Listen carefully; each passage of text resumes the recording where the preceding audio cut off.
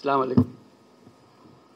আমি শুধু এটুকু বলার জন্য, আমি সারাদিনে যত মিটিং করি, এ পর্যন্ত যত মিটিং করে এসেছি,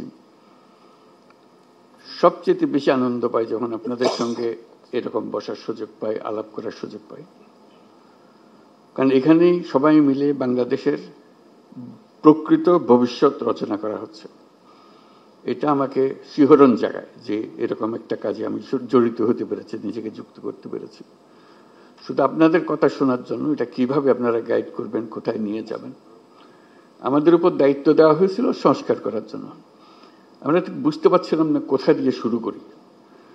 তো প্রথমেই আলাপের মধ্যে নানা প্রসঙ্গে ঠিক হলো যে আমরা কিছু কমিশন করে দিই, যেগুলো দ্বারা কৃতপক্ষে ভেতরে গিয়ে জিনিসটা তৈরি করবে।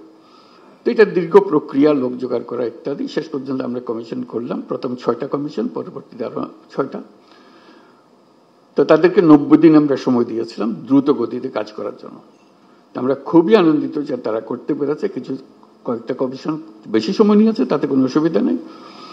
এখন কমিশনের রিপোর্ট আসলো, এরপরে আমরা যে ঐক্যমত্য গঠন করতে চাচ্ছি সেটা কিভাবে হবে, সেটার থেকে একটা আইডিয়া আসলো যে একটা ঐক্যমত্য কমিশন বলে আলাদা একটা কমিশন করি। তো সেটা যে ফলপ্রসূ হয়েছে, সেটা প্রফেসর আলী রিয়াজ সাহেব যখনই আমার সঙ্গে বৈঠক করেন, আমি অত্যন্ত আনন্দিত হই যেভাবে আপনারা সহযোগিতা করেছেন, আনন্দ সহকারে পার্টিসিপেট করেছেন। এটা কেন জানি আমার মনে হয়েছিল যে এটা হয়তো সবার আগ্রহ হবে না, কবে পাশ কাটিয়ে যাবে বা ভেতরে ঢুকতে চাইবে না।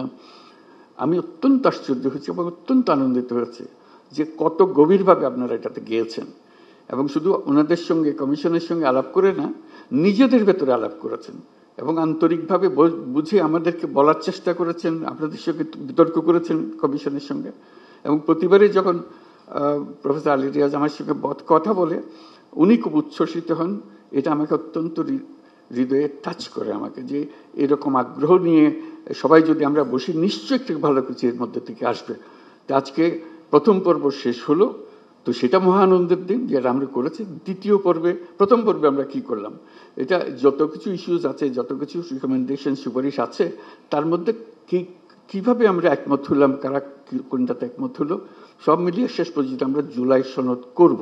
এইটি হলো আমাদের লক্ষ্য, যেখানে আমরা সবার ঐক্যমত্যগুলো তুলে ধরবো। দ্বিতীয় পর্বে কি হবে, আমি আলী রিয়াজ সাহেবের সঙ্গে আলাপ করছিলাম।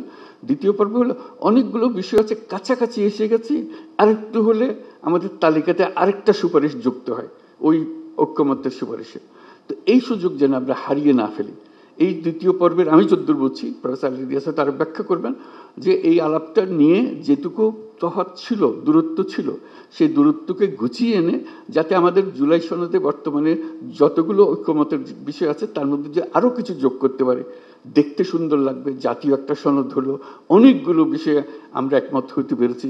জাতি হিসেবে আমরা গর্বিত জাতি হিসেবে দাঁড়াতে পারে যে আমরা তো এরকম বিভক্তিকরণের প্রক্রিয়ার মধ্যে রাজনীতি সৃষ্টি করিনি। আমরা সৃষ্টি করছি ঐক্যবদ্ধ হওয়ার জন্য, দেশের উন্নতির জন্য, দেশের মঙ্গলের জন্য।